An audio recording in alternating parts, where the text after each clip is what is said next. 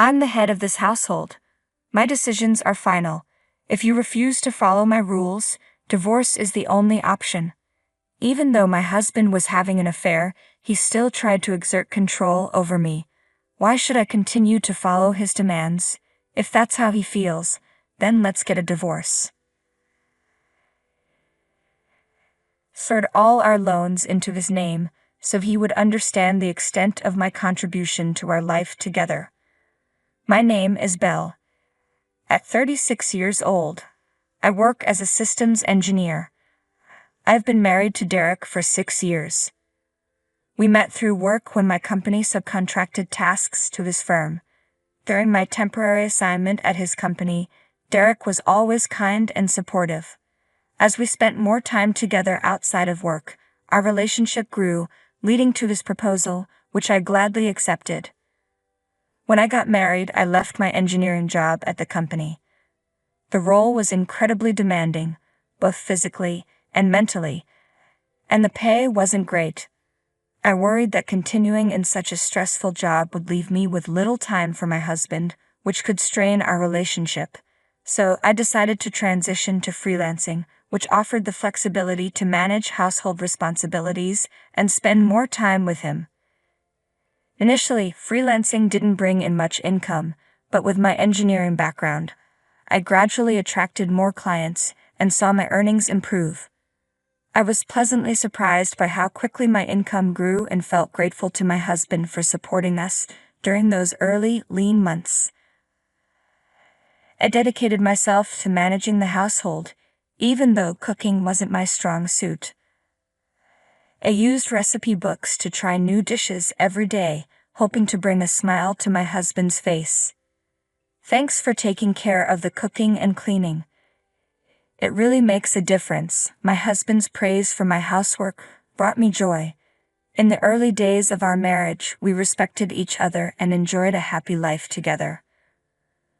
After a few years, he suddenly suggested, "Don't you think it's time for us to get a new house?" A new house?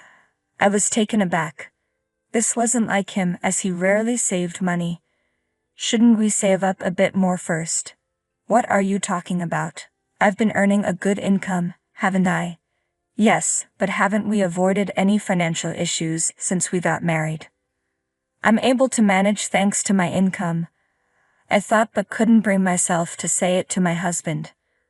While he gave me money for household expenses, he tended to spend his own allowance before payday. I made sure to save as much as I could from my earnings and contribute it to our budget. This way, we avoided financial issues. I appreciated being able to live comfortably with his initial support when we first married, so I never mentioned that my income had grown. I didn't want to undermine his self-esteem by revealing that my work-from-home job was bringing in a significant amount. Even if I felt I was spending too much, our lifestyle remained stable, suggesting that my income had likely increased. Perhaps he wasn't fully aware of his own financial situation. I was taken aback by his suggestion, but he seemed eager to build a new home, and I couldn't stop him. "What kind of house are you envisioning?" I'd asked, trying to figure out how to meet his wishes within a budget. However, his list of conditions kept growing. But if we want to include all these features, won't the house end up being quite expensive? It's no big deal. This is a once-in-a-lifetime purchase, and my income should cover it, right? My husband's confidence puzzled me, and in that moment I regretted not sharing the details of my income with him. I decided it was time to set things straight. Derek, when it comes to household expenses, I contribute a significant portion of my income as well. For some reason, he didn't believe me. "Please, don't be so dismissive."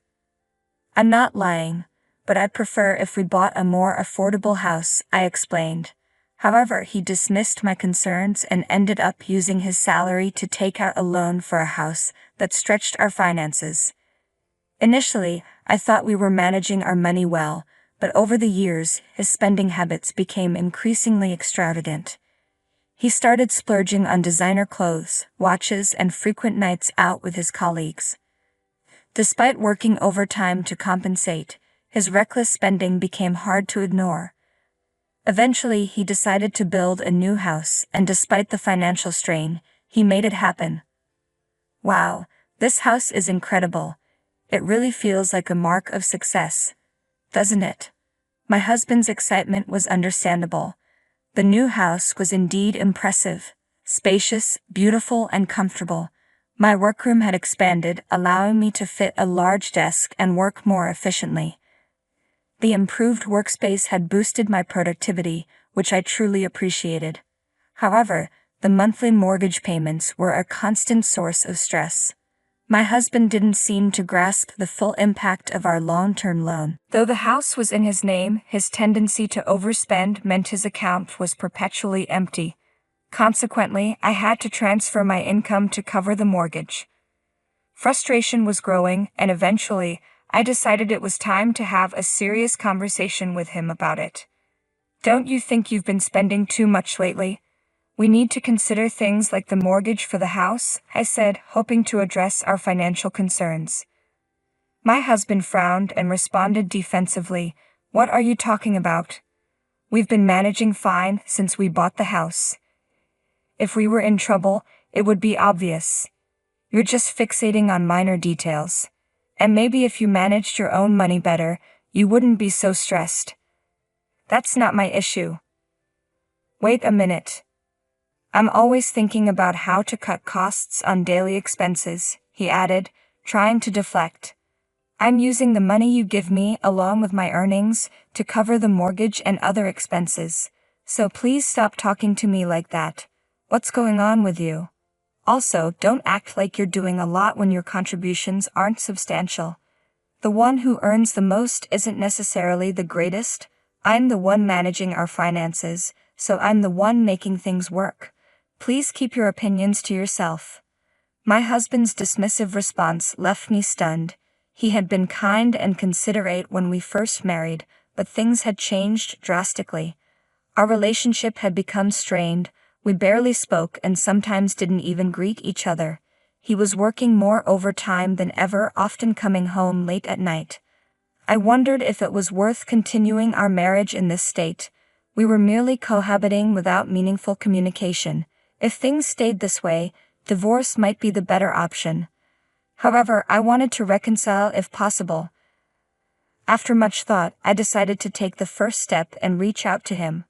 My resolve was instantly shattered by an unexpected discovery. While I was out in town buying a birthday gift for a friend, I spotted my husband, who should have been at work, walking with a young woman I didn't recognize. They were strolling together casually, and the sight was enough to confirm my worst fears: an affair. Determined to uncover the truth, I hired a private investigator. 3 weeks later, I visited the detective agency to hear the results. The investigation confirmed my suspicions. My husband was indeed having an affair.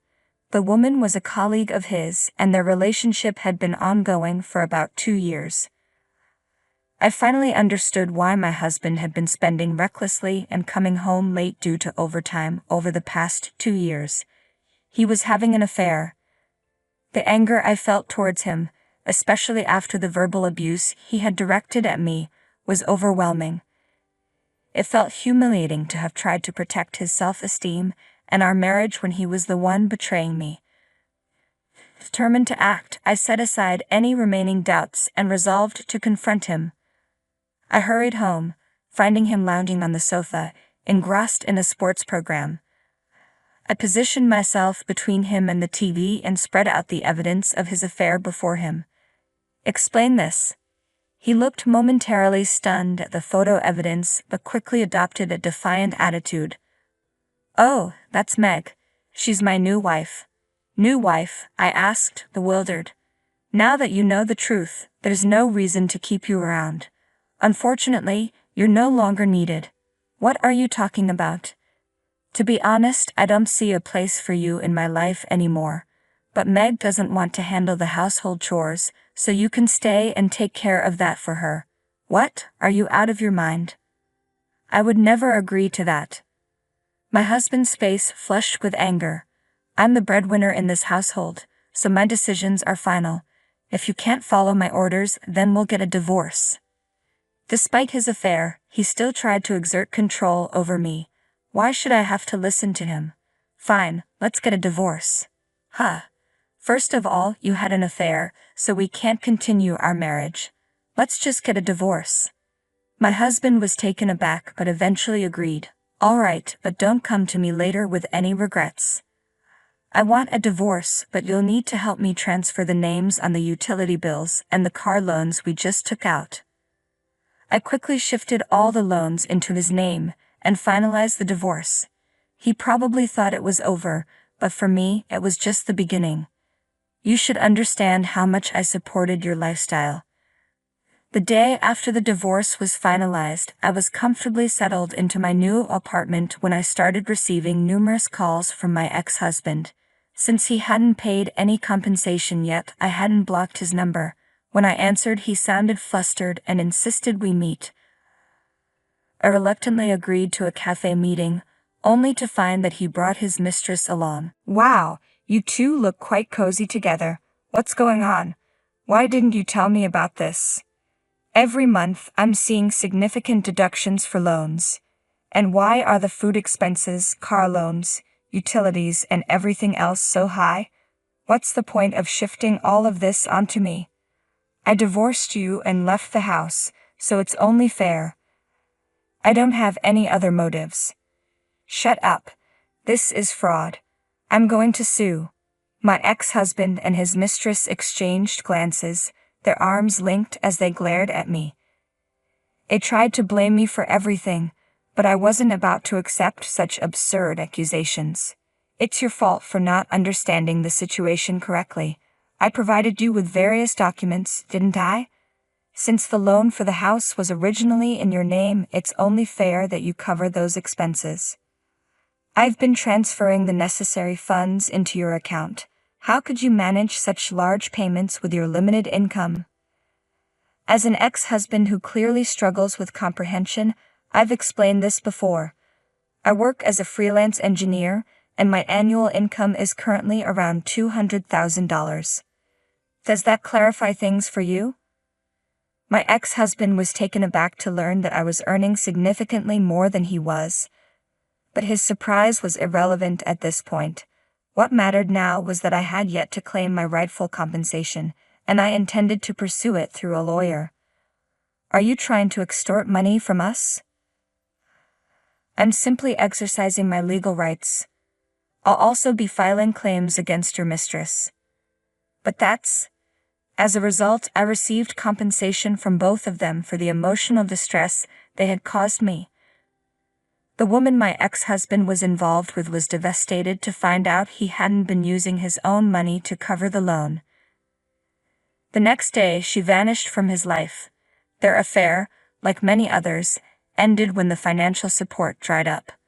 My ex-husband now leads a solitary life, struggling to manage his loan payments and make ends meet while shuttling between work and home. He's getting exactly what he deserves, but he couldn't come to terms with it and started gossiping about his affair at the office. His mistress accused him of abuse, leading to a messy public dispute. As a result, both their reputations were tarnished and no one took their claims seriously.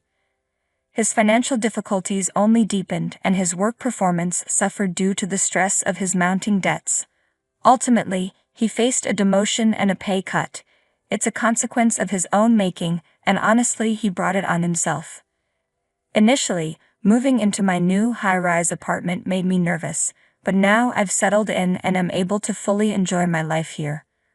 While I'm not currently interested in marriage or romance, that doesn't mean I want to be alone forever.